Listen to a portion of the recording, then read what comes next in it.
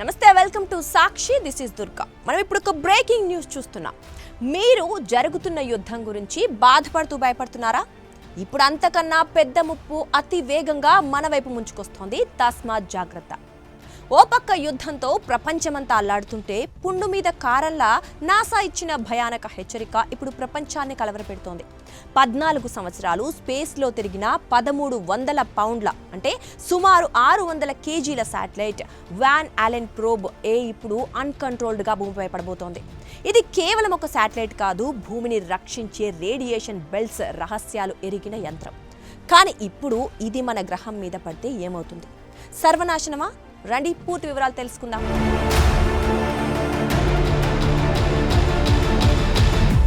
2012 ఆగస్టులో నాసా 2 సోదరి శాటిలైట్లను పంపింది, Van Allen probe A and B.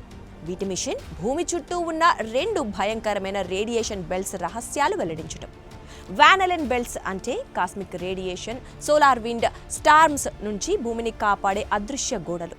ఇవి లేకపోతే మన శాటిలైట్లు, ఆస్ట్రోనాట్లు, కమ్యూనికేషన్, పవర్ గ్రిడ్స్ అన్నీ నాశనం అవుతాయి. ఇక ప్రోబ్ ఏ 7 సంవత్సరాలు ఆ బెల్ట్స్ లోపల తిరిగి లక్షల డేటా సేకరించింది. కానీ 2019లో మిషన్ ముగిసిన తర్వాత ఆర్బిట్ని డిజేబుల్ చేశారు. అప్పట్లో నాసా అంచనా ప్రకారం 2034లో ఈ శాటిలైట్ భూమిపై రీఎంట్రీ ఇవ్వాలి. కానీ సోలార్ సైకిల్ ఇంటెన్స్ అయ్యేసరికి 2026 మార్చి నెలలోనే అన్కంట్రోల్డ్ ఫాల్ అవబోతోంది.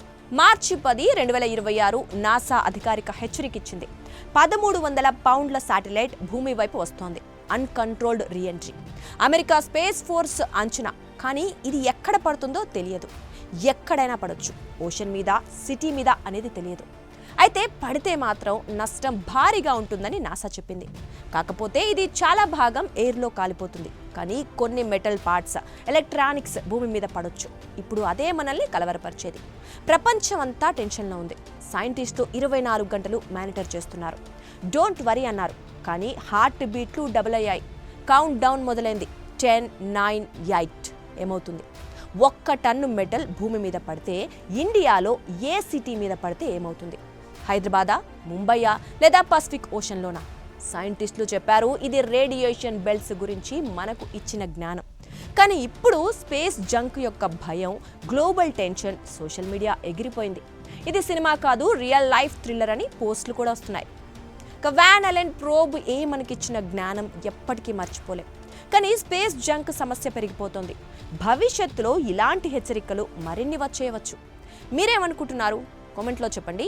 లైక్ చేయండి, షేర్ చేయండి, సబ్స్క్రైబ్ చేసి బెల్ ఐకాన్ నొక్కండి మరిన్ని ఇలాంటి థ్రిల్లింగ్ స్టోరీస్ కోసం.